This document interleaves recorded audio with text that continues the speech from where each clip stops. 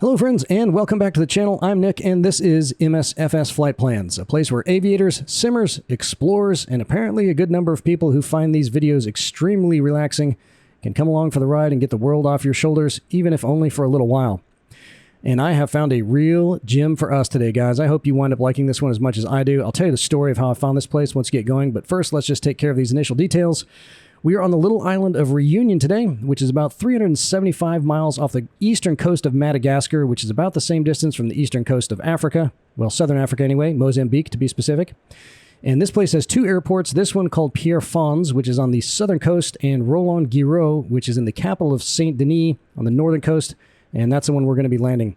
Both of these airports have a VOR station on site, and the other one has an ILS on one runway, which is the one we're going to take a crack at once we get up there. And our total distance is going to be just under 100 miles, maybe a hair longer if our approach adds anything extra, and our flight time will be around 30 minutes, maybe just a little bit less than that. And yes, we're in the Chancellor, one of my probably my absolute favorite plane to fly in the sim, definitely my favorite GA plane. And we need this because once we get along the coast here, well really once we take off, we're going to be climbing like crazy because we're going to come along the top of this ridge, fly over an incredible looking volcano, another one back over here, and then come down the other coast, but we had to be able to climb pretty well, and I didn't want to be going too fast because we got a lot of stuff to see. But let's go ahead and get this thing started up, give the throttle just a little bit of juice there. All right, we're already good. All right, prime it first.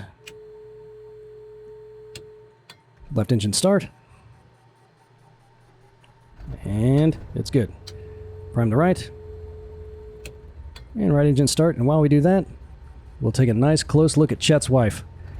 She was very disappointed that Chet got to go to Iceland and roll around in the mud, so she said, if you're going to be going to places like that, you better ask that guy that you fly around with all the time to take me somewhere cool. So just to keep her happy and Chet on board for as much as we can keep him, I've brought Karen along. So I've got our initial altitude set to 11,000. This top volcano is only about, the first one is going to be about 8,000 feet at the top, but the second one we will have to be at 11,000 feet, so I figured we'd just go all the way up there. So let's go ahead and arm that. And we'll get our yoke back. We're not going to need to pressurize anything because we're only going to be at 10,000 feet for a very little while, even though maybe we should, but we're not going to. I want to see if you can get a little bit loopy while we're up there. You going to do that? Start calling me names. And just for the fun of it, let's go ahead and turn this thing on for the terrain setting, just so we can see if we're about to run into something. All right, we got our transponder on, so that's good. I think everything else is in pretty good order. So we'll go ahead and get underway. I have got several add-on packs installed for this flight as well. All but one of them are freeware. The only one that's payware is a mesh that was like $7, I think, for this island and another island that's just about 90 miles northeast of here. And I checked out that one too, but it did not look nearly as cool as this one as far as the terrain goes, so we're flying around down here. And then let's see, you can see we've got some static planes down there and some other vehicles and stuff, so yep, freeware add-on for this airport, which looks amazing, but not nearly as, well, it's comparably good to the one we're flying into, but the one we're flying into is even a little bit better. And I looked around in the terminal out here, there was nothing to see in there or up in the tower, but I didn't check out the place where we're landing, so maybe once we get out there, we'll hop in the old drone and see if they did the, I wouldn't be surprised if they did parts of the inside of that place, because it's pretty detailed. Alright, I'm going to try to cruise down here because I don't want to taxi down the runway, but I think I can cut through here. We're going to get a little bit of popping. You saw some there. Probably just because the add-ons. Up at the very tops of the mountains, we'll see a little bit of popping too. And another freeware add-on that I've got that you'll definitely want to put in for this flight is one that is a Volcano Tree Fix. And that helped a lot because there are some trees that were at the very tops of the volcano where they obviously shouldn't have been. And that took care of all those. And it's a global volcano tree fix, so I don't know if the guy really went around the world to do that, but at least at the top of a lot of volcanoes, I checked out his thumbs, cleaned up a lot of those, so I'm just going to leave that in my community folder because it wasn't very big either. I do have the live weather on, and it changes quick out here. The last flight I took, which was just this morning, it was pretty overcast and a little bit rainy, so you may or may not be able to leave the live weather on. But if you're not trying to do any sightseeing, it did make it very, very realistic because it seemed like the weather like that is probably precisely as it was most of the time out here. Look at that, they got a little solar farm out there. Wonderful. All right, we'll go ahead and get our landing lights on while we're turning around. Give it one notch of flaps.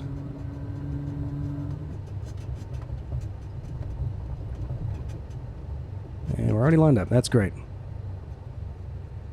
Okay, so we'll get situated here. Let me just check everything one more time to make sure we're in good condition for that. And I'm going to go ahead and just program in our procedure for our approach, but we won't activate it until we get up there. So let's go ahead and set that up. We're coming into runway 14, and it will be ILSU. And there's several different approaches you can take. This is the only one that really works if you're flying over the island to get there. If you're coming from somewhere else, particularly somewhere from the east or the west to get out here, then you might want one of these others, but this one works well for this flight, so that's what we're going to use. And we're going to transition at TSOP. And we'll just go ahead and load it. We won't activate it till we get over there. Alright, so we need to turn our fuel pumps on high during takeoff, so we'll get that going. Everything else is looking good. Check our baro. CDI is on GPS, so that's good. We do have our 1 notch of flaps in, transponders on. Okay, everything's looking good. You ready? Yep, you got something really nice in store on this flight, sister. You're going to really enjoy this. And it looks like we just have a tiny, tiny bit of tailwind, so we should be alright. But we really need to take off from this direction or we're not going to have enough room to climb unless we circle around once we get to the foot of that mountain. I didn't want to do that. Let's go ahead and just keep tabs on our fuel here. An hour and 35 minutes. That should be fine.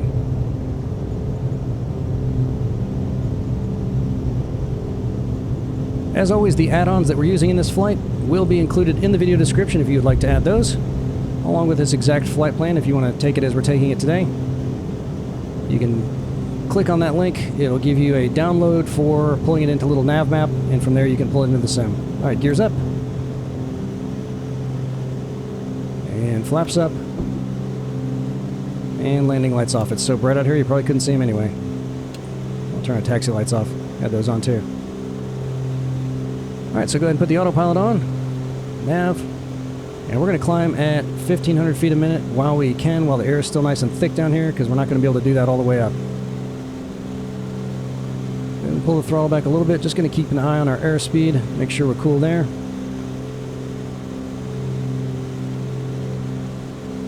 Everything looks like it's in the green. That's good. Except our airspeed, but it should get up there. Alright, alright. I hear you crying. We'll go to 1,300 feet a minute. And we'll pull the RPMs back just a little bit too. Alright, we made it from the ground, so we can turn those off for now. Turn back on to low when we come in for landing. All of our warning and caution lights are off, so everything is looking good. And I've got all of the shipping traffic turned on for all of the different types of ships.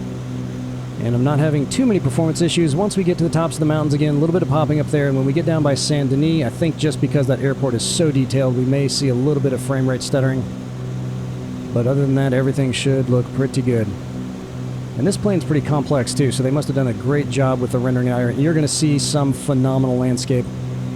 It looks a little bit like some of those northern Hawaiian islands with the canyons and the channels that have been carved out up here. Just looks spectacular.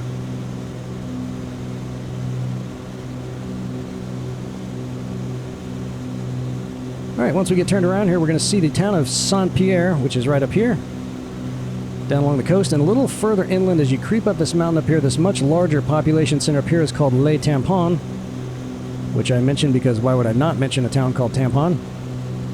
And no, I'm not even going to say it in the French way. And as you can probably guess by the names of everything around here, this island is officially called a department and region of France, despite being nearly 5,000 miles away from the other France.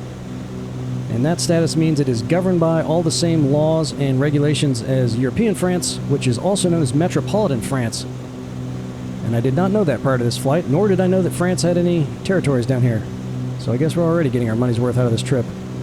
Did you know that? Of course you did. You know everything. And I think her extra weight, which was not with me when I took my test flight, is going to make us have to climb a little bit slower. So we'll just drop that down some. I know we're at if this climb speed is just fine for our airspeed, but I don't want to have to keep an eye on that the whole time. And we'll go ahead and lean her out just a little bit to get as much horsepower as we can.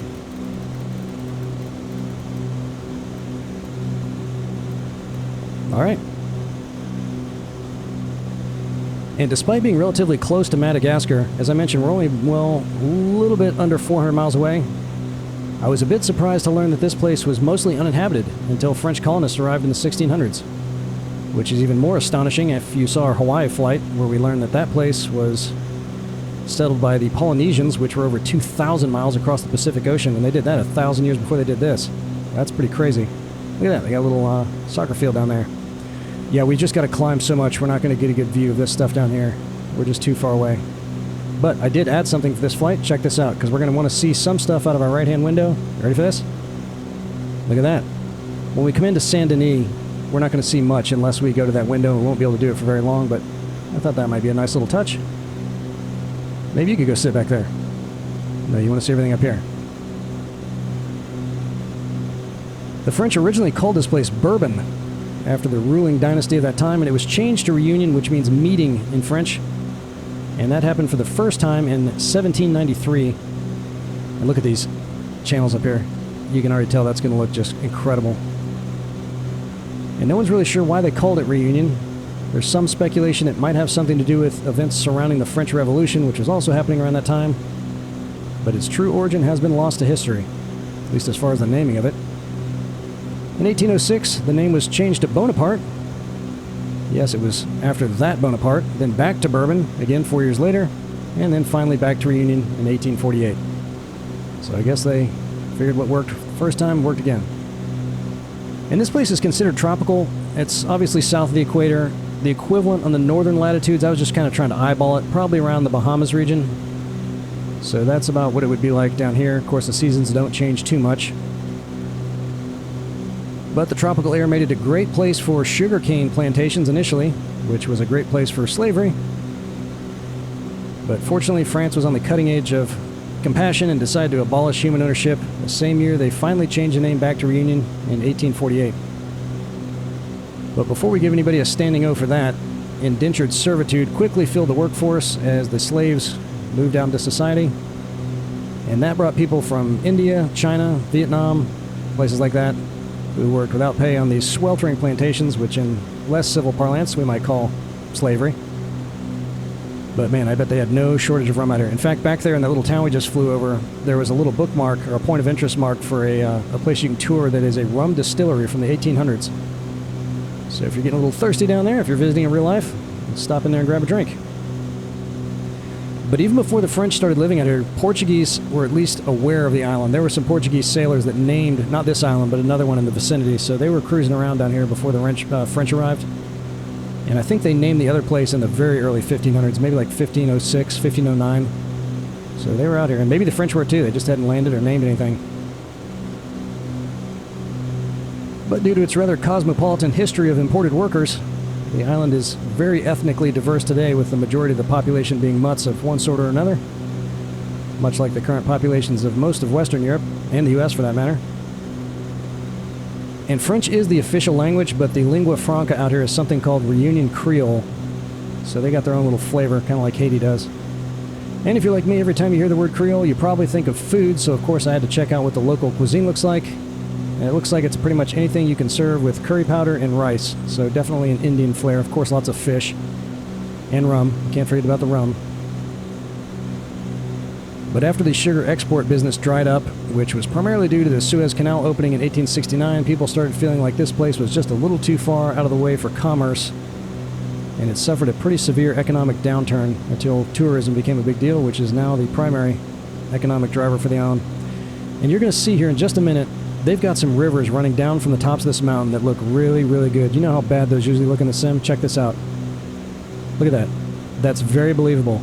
The curves look right. It doesn't look like it's sliding right down the side of the mountain. As far as rivers in the sim go, for ones running down a mountain, top notch. And look at that. Look at that detailing out there. You see, if you've been up around the northern islands of Hawaii, it looks a lot like that. We're going to see some much bigger canyons than that once we fly out over this area. Really impressive. Alright, before we get to the really cool stuff, which is the volcanoes, of course, I just have to mention, again, I've been thinking about this all day, about how my global perspective has become so incredibly broad since we started this channel, and I hope I'm not the only one experiencing that. But being a guy, I was pretty sure that I knew everything that was worth knowing about the world ever since I was, I don't know, what, 15 or so? But man, these flights have been a very humbling experience for me, because it turns out I don't know much about anything at all. At least as far as what's going on in the world beyond my immediate vicinity.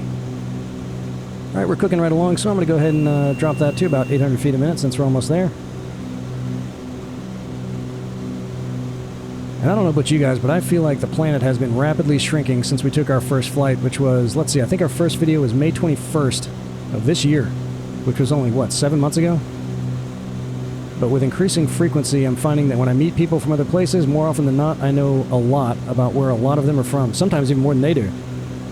And what a great way to make friends with strangers, as long as you're not arrogant about knowing more than they do. Yeah. Same thing with watching TV shows, movies. Maybe you've experienced this if you've been simming for a while. I've developed an uncanny knack for naming cities with only a split-second glance at their skyline, which my wife just loves. And if I'm watching a documentary filmed in another country, you know exactly what they're talking about. Just really, really cool. And to think of how much fun we're having doing all this stuff. What an engaging way to learn. A lot of you guys have said you feel the same way I do, so that's cool. And I'm so glad I'm not having to have such a good time by myself. Alright, let's take a look at these beautiful lava launchers up here. This first one right here rises to about 8,600 feet, and it's called Piton de la Fournaise, which means Peak of the Furnace, and for good reason. It's one of the most active volcanoes in the world, erupting at least 6 times in the last 2 decades, and they just had an eruption in July of this year as well. And the crater at the top here is about half a mile wide, and here's where we're going to get some of that popping, but once we're on it, it's going to look really nice. You can already tell the detailing is amazing. But when we look at the satellite map at the end, in fact, let's go back to our window real quick. This whole flank of the island is starting to slide off into the ocean. Let's see if we can see it out our window. No, not really. You'll really spot it when I'll show you on the satellite map at the end. But they are very concerned that that is in the initial stages of completely failing and sliding off into the water, and you'll see they built no houses or any kind of habitation down here underneath us either. And they say that if and when that happens, it is going to create a mega tsunami, which will be a very serious problem for places like Australia and Indonesia, which would be the next stop for a big wave. And you see all these little vents along the side here? I'd always just called them little vents or little volcanoes, but there's a word for that. They're called splatter cones, which was a new vocabulary word for me. So that's cool. And some splatter cones don't have, you know, a crater in the middle of them. They're literally formed from lava just splattering over the sides and piling up in a little cone. But these that do have a hole are probably more likely vents. Look at that detailing. Just look inside the crater there.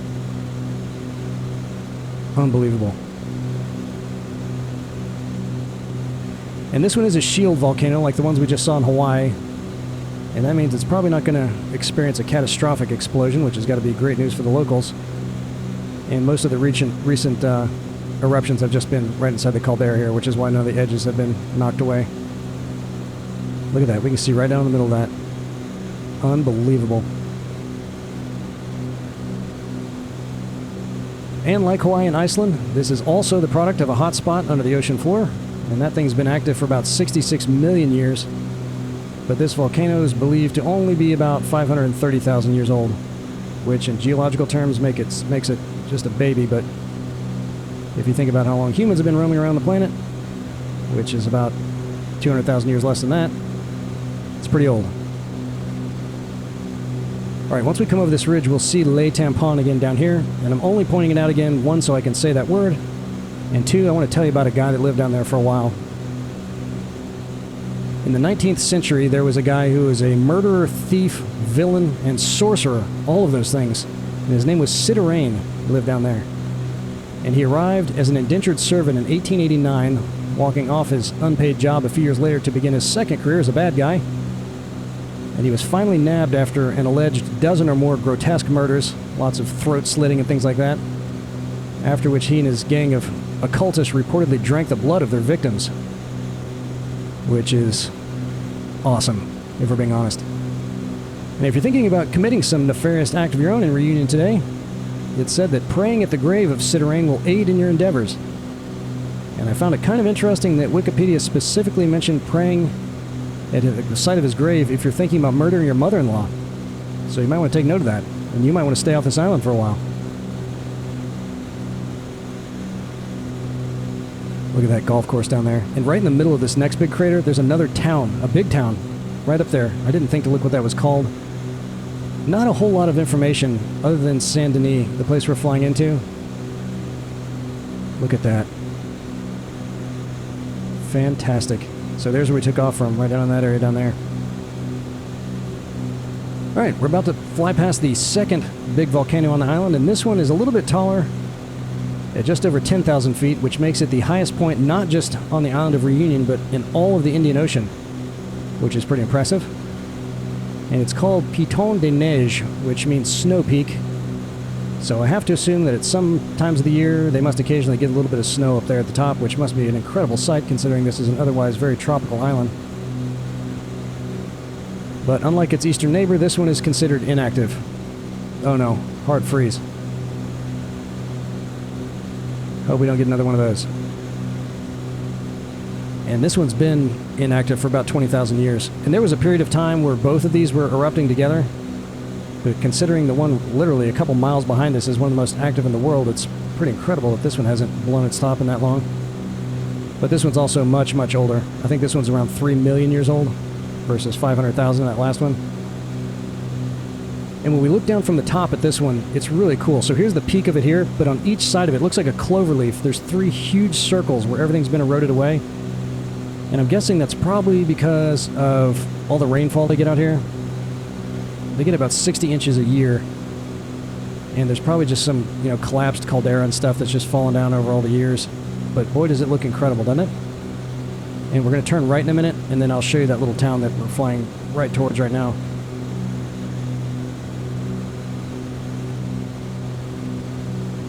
Yep, we're just going to get a little bit of popping out here. But it's worth it. Normally I'd be griping and complaining, but everything else out here looks so amazing, I'm just not even going to say another word about it. I'm sure you're taking all kinds of notes about that, though, aren't you? I'm sure she's thinking I promised her something better than this. It wasn't me, it was Chet. I didn't want to set any unrealistic expectations. Alright, once we come around this thing, we'll get a good look. Oh, there's that town. Look at that. Imagine living down there. And apparently you can hike up here. There's no roads or anything to go up there. You can see a little hiking trail come up there, but it's like a 2-day hike to get all the way up there. Look at this ridge down here. What a sight that must be. If people still sent postcards, I'd bet there'd be a lot of them with pictures of this area on it. Alright, let's back this thing out just a little bit here. Alright, yep, we're about to take this turn around this mountain. But we'll do a nice little flyby. How's everything looking? Everything's in the green? Feeling good. Alright. So right when we get past this, we're going to start heading down towards the coast, and then I'll tell you about how I found this place. But first, let's reset our altitude. And I'm going to stop at 2,600, although our intercept point for the ILS is at 3,000. Last time I kind of overshot it, so I don't want to do that again. We'll fly into it this time. Up into it. A little bit of turbulence is making that hard to do, but we're all set. Let's just reset the arming there, and we're good. Alright, so let's go ahead and cut the throttle a little bit because we're going to be accelerating. We're going to come down at 1,500 feet a minute because we got to come down fast.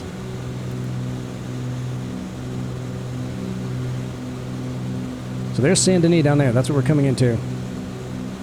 But we got to get lined up for our transition point, so we're going to cruise left down along the coast. Look at all those little towns down there. It's just amazing. Another great looking river. So I found this place because I'm still struggling to put together our Papua New Guinea flight, and I got frustrated with that. I've got 3 or 4 potential routes drawn out that are weaving in and out of all the bad default scenery that they stuck in there for, not default, it's worse than that, where there's no satellite coverage, where you have that really blotchy patchwork stuff that they just start throwing down there when they don't know what's down there because there's no satellite image. And so I checked out of that for a while. Look at those peaks down there. Really, really nice. Especially once you're right over them. From a distance, they're popping a little bit, which is unfortunate, but some parts of the world that happens. And so I thought, you know what, I'll check out Madagascar. That kind of looks like, if you're looking at a globe, kind of looks like Papua New Guinea. Let's see what kind of mountains they have out there. Not really much of all in Madagascar. And then I saw this tiny little island out here. And when I went and checked it out, I guess I need to go ahead and turn on our... Alright, we're going to have to slow way down now because I wasn't paying attention. I didn't turn my vertical speed on. That's fine, we can do that. Because we're going to be cooking as we head down here. Let's keep our RPMs in the green. And when I saw this thing from the satellite map, I was like, yeah. And I took the test flight, which again, don't put any add-ons in if you don't want to. Although none of them are big, it'll still look great. And might even pop less without the extra data. But I'm glad we decided to check it out. Because you can see it's awesome. Alright, I got a big announcement for you guys. One of our members, Dan Buck from down in Brazil, who's the one that drew out that Sao Paulo flight for us, said, hey man, what are you thinking about doing if you ever hit 1,000 subscribers? And we're not too far away now, only 250 members away. And I said, you know what, I hadn't even thought about it. And so I said, why don't you think of any ideas? I'd be open to anything you can think of. And he said, why don't you make a Discord server? I thought, what the heck are you talking about? I'm 40... Once you get to middle age, you can't even say that word. I'm 47, by the way, if you're wondering. But that's not the first time someone's asked me to do that. So I thought, well, let me just at least check it out. So I did. Went ahead and opened up a Discord server, I guess is what you call that. Let's see, we got about a 20-knot crosswind, which is why we're bucking around like that. And it is cool. It's really cool. I'm kind of wishing I would have done it a long time ago. You can set up some little chat rooms in there with different subjects for the threads. You can do live streams, live chats. I did a little video conference with Dan. It was awesome. Really cool. So I've set one up, and we'll activate it if and when we ever hit 1,000 members. And for now, I'm thinking about maybe having some rooms dedicated to, obviously, recommendations for places we want to check out. I thought about putting one in there for aviating. Anyone who has any planes they want to talk about or any advice for flying these planes, I could always use more of that. Most of these planes I can just barely keep in the air. Always trying to learn about that stuff some more. And if we really, really take off for some reason, what I would love to do is find any members that actually own and fly any of the planes in the sim, and maybe do a little live stream tutorial. I think that would be so awesome. Maybe even like a fly-along where people can watch if they want. Because I would love to get the take from an actual pilot on how everything operates properly. That'd be really, really cool. And he also said, you know, maybe some people might want to see your, what I guess you call a show notes, which are pretty extensive, as you can imagine. But I could put those on there for our flights if anyone wanted to get the details without having to go listen to everything again. And then I also thought about adding a file for the bookmarks in little NavMap. As you guys know, if you've ever loaded our plans up, this part of this town out here is called Le Port.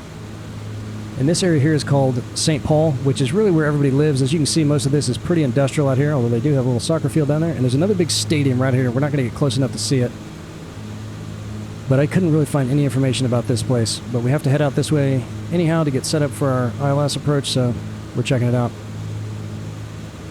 But I don't know if there's a way to add a file. I've looked and couldn't find a way to add a file with just the bookmarks for each of the flights, which would definitely be helpful for folks, because if you don't have that, then you're either trying to re-find all of our sites yourself or just taking a cruise out here and see what you can spot. But I thought if I can't do that, maybe I can just add screenshots of the flight, you know, from the satellite view, which will have all the bookmarks on it, which might help a little bit if we can't do anything else. So that's an idea that I had. And of course, just occasional live chats and things like that if you feel like talking to other people around the world, which is always cool. That port looks pretty good. I don't see any ships down there, but the live traffic, I can see one out here. Probably some others out there too.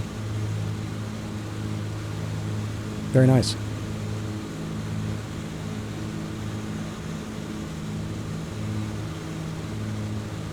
So that'll be something to look forward to as we celebrate hitting 1,000 subs. And I don't know how long that usually takes. If you watch any of the content creator ads on YouTube, you'd think it happened within a day or two of opening your channel up, but that has not been my experience. But we've got kind of a niche thing here, and if you've been watching these for a while, you know I'm not into over-exaggeration or clickbait. There's nothing worse than finding a title that looks like one thing and going into a video and seeing it's about something totally different, so I'm not going to do that. I'd rather our community be completely organic from start to finish.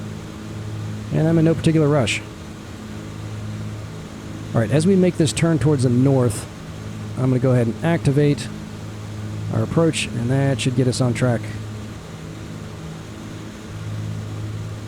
Some more ships out there. Looking good. Alright, let's go ahead and take care of that. And we don't want vectors. I'm going to hit that, and we're good. Boom.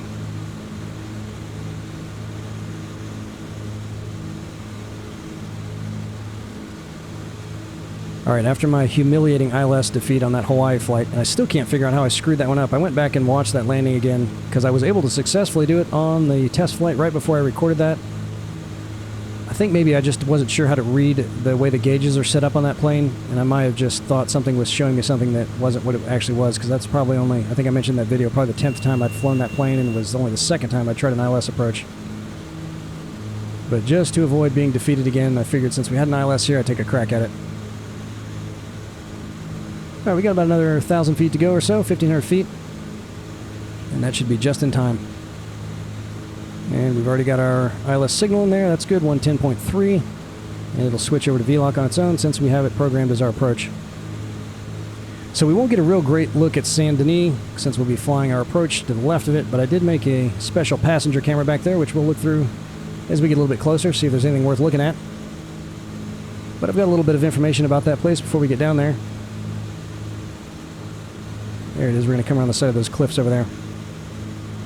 It's the administrative capital of the island, and also the most populated on the island, and 19th most populated in all of France, which I was a little surprised to hear. But they've got around 300,000 people living down there now. And it was founded in 1669, which was actually 6 years after that place we took off from.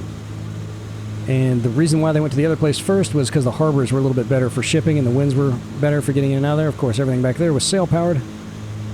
But they like this place a little bit more for the plantations because it's a little wetter on this side, apparently. And both cities, or villages at the time, I suppose, shared the role of the colonial capital until this place took over in 1738. And though it bears the name of Saint Denis, it was actually named after a ship called the Saint Denis, which was owned by one of the founders' friends. Probably due to a lost bet, I would bet. I wouldn't be shocked if maybe a little rum was involved in that.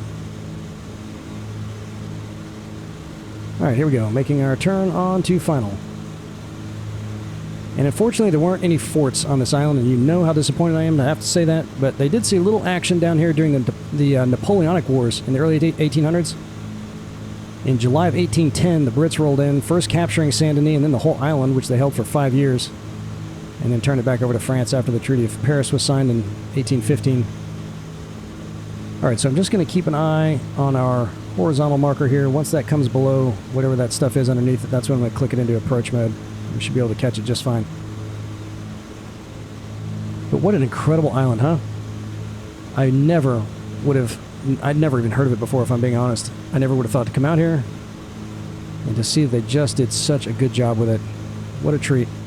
Alright, we need some throttle, so let's do that. In fact, we'll go ahead and go full mixture, full props.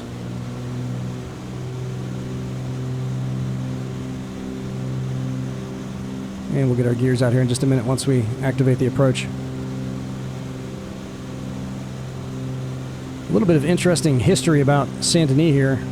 They had an event in 1991, a little public Discord event, when the authorities shut down a pirated TV station that was running B-movies, action movies, and porn, which was particularly popular among the growing local low socioeconomic class out here. Once that was back when the economy was really tanking before tourism picked up again.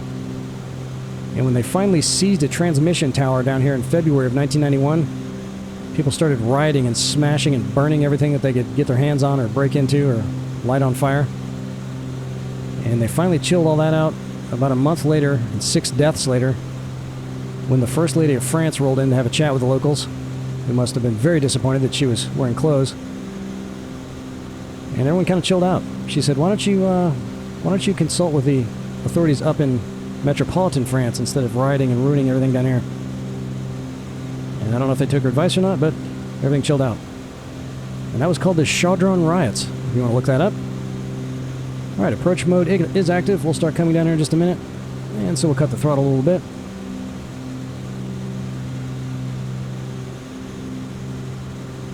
And we'll get the gears out. And there's the runway dead ahead. And we'll go ahead and give it 1 notch of flaps. Someone sent me an email a while back and asked how I came up with the idea to do something like this channel. While I'm still thinking about that. And if you ever want to email me, by the way, our address is msfsflightplans@gmail.com. Feel free to send me a message anytime you like. I don't check it all that often, probably once every week or so. So if I'm not responding, let me know in the comments, which alert me on my phone that you've sent me an email. I'll be sure to check it. And I think I may have shared this story at one of our earlier flights about why I do this, but the main reason is because I love flying in the sim so much. I love everything about it. The planes, learning how to fly them, operating them, learning all the avionics systems, how to use all the charts and navigation tools, and I love the sim community. But I'd reached that point where probably many of you have reached before, where you have got so many hours in the sim. I think just in 2020 I've probably got, I must be approaching 3,000 hours at this point. You've done career mode, you've done VATSIM, and you just start to run out of things to do. And there was a few days where I'd come home from work, and usually I go in and eat dinner, hang with the family for a while, then I come in here and sit down and fly somewhere, and I was just like, I don't know what to do in here anymore. And that was a really bad feeling.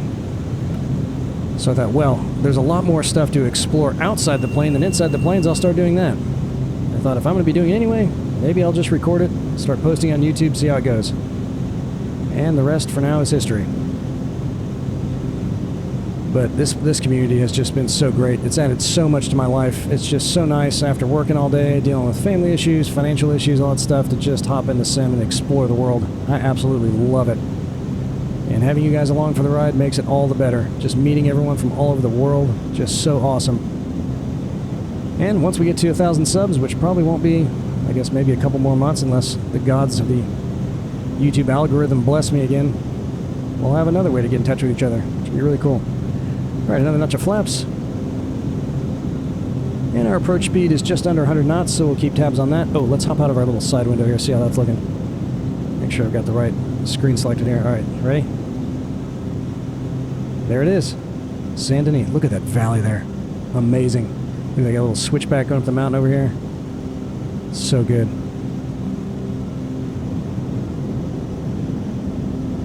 Alright.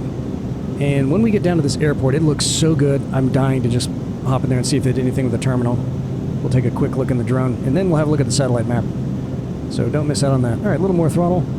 Getting real close to our approach speed. We don't want to start nosing up here.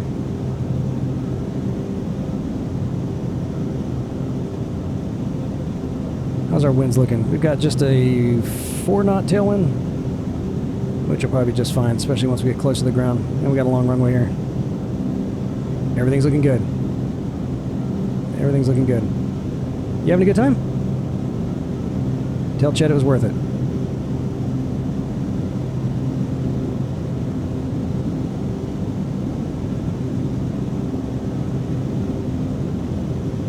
I wonder how long a flight from the US would take to get down here. I guess you'd probably have to go... Man, I don't know. Maybe Hawaii first? I don't know. It would be a long one, I bet. Alright, we're going real fast now. And turn off the autopilot. Cut the throttle.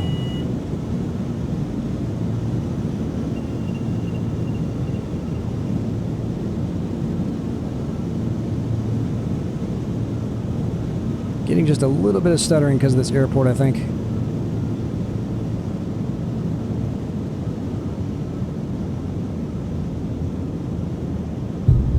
And we're down. Alright, so let's see. Oh man, look at that. Is that an open hangar over there? Oh yeah, it is. You know I'm going to try to park in that thing.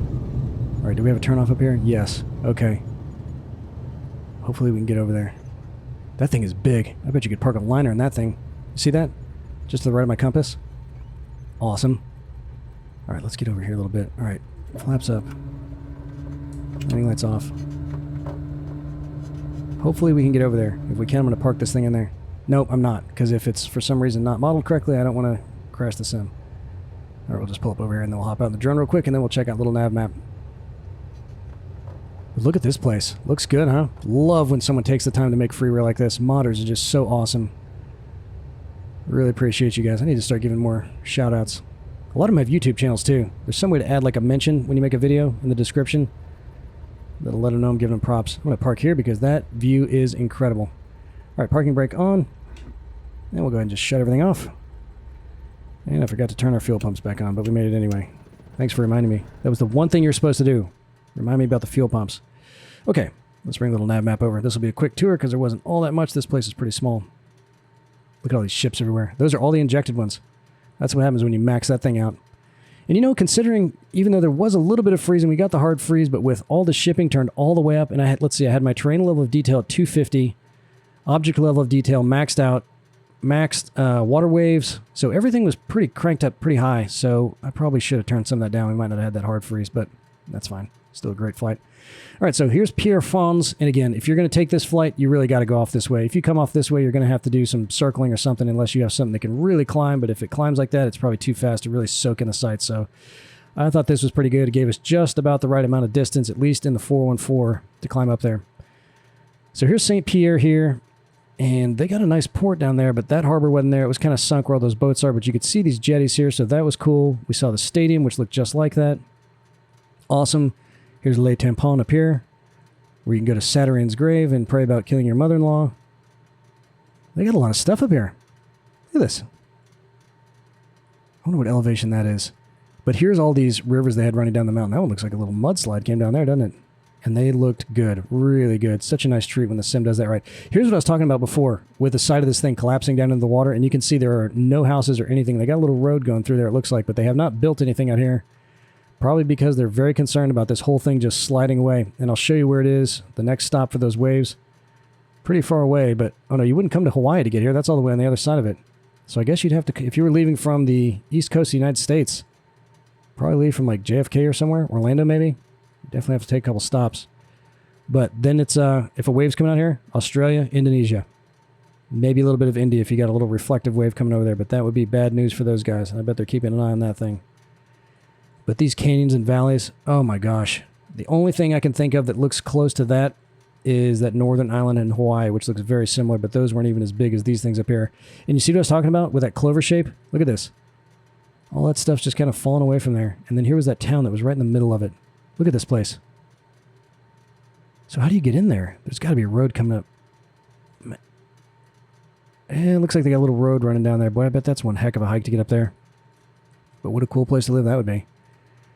And then we came on down here, and I didn't start coming down fast enough, but we made it just fine. And here is the big port city up here. This is the biggest port on the island, and this is called La Porte here. And you can see it's pretty industrial. Here's St. Paul down here, which has a little stadium you could check out if you wanted to. You wanted to cruise over there a little bit further, and whatever that thing is, that looks pretty neat.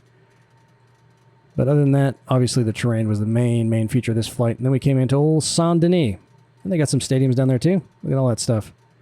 Plenty of stuff to see. Go wherever you want. The whole island looked just amazing. So that's it. That's the island of Réunion. And here we are to Madagascar. So you can see we're about the same distance from Madagascar as Madagascar is for the coast of Africa there. So that's where that is if you're trying to just figure out where the heck in the world we are.